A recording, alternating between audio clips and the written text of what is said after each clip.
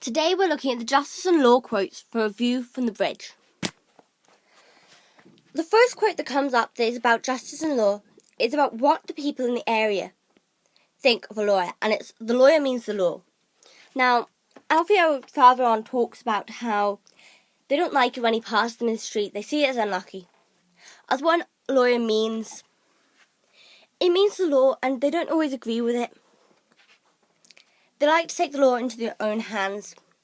And this is really emphasised in the next quote of the justice is very important here, which is also said by Alfieri. Now, Alfieri is the main lawyer here, and he's not saying that they don't abide by the law, but they do take justice into their own hands, which is very clear in the next couple pages in the book.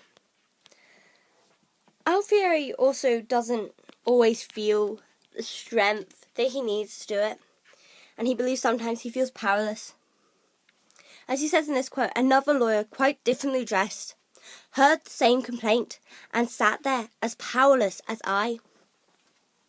This shows how powerless he felt towards the complaint that Eddie gave him.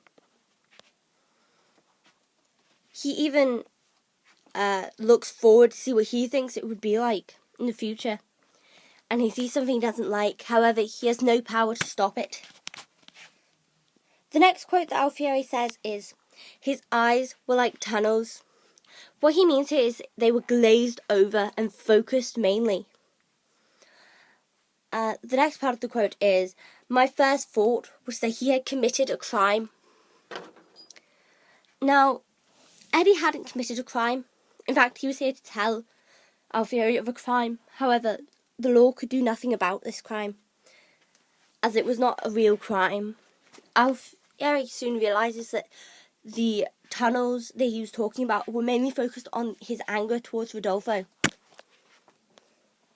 The next Law and Justice quote really sums up what Eddie's going to do after he speaks to Alfieri. And you see what's going to happen in the unfolding. And now it's a stage direction, but this gives you lots of emphasis into what Eddie is planning to do. A phone booth begins to glow on the opposite side of the stage, a faint, lonely blue. Now, even before you hear the rest of the quote, you have an idea of what's going to happen. You know Eddie's going to do something. Now, the rest of the quote is Eddie stands up, jaw clenched. You know what's going to happen. He's going to go and phone a bureau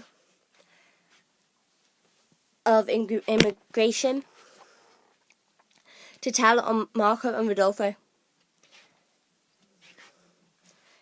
The next line is after Eddie has told, and it's a line by Marco, and you see how much Marco believes in justice and law, as he accuses Eddie publicly. That one, he killed my children. That one stole the food from my children.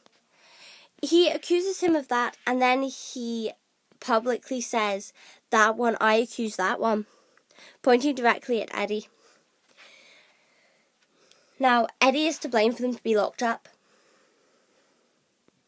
But Marco believes that Eddie just being not involved in history anymore and cast out isn't enough. As he says, in my country, he would be dead. Now, he would not live this long. And this shows how different the law in Italy is to America in Brooklyn at this time. And it shows that Marco doesn't believe justice has been done, as he is the one locked up, and Eddie is allowed to be free. However, he is cast off from his fellow men. Now, you see that in Marco's eyes, to promise not to kill a dishonourable man is dishonourable. But Alfieri says, to promise not to kill a dishonourable man. Sorry, to promise not to kill is not dishonourable.